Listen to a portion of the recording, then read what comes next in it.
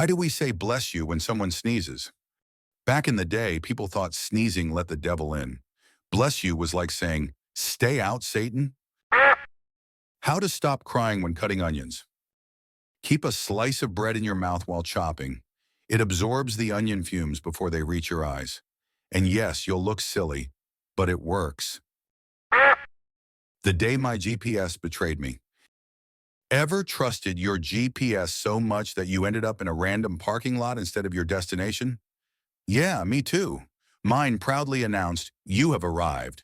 And I'm sitting there wondering if my doctor's office has gone incognito as a taco truck.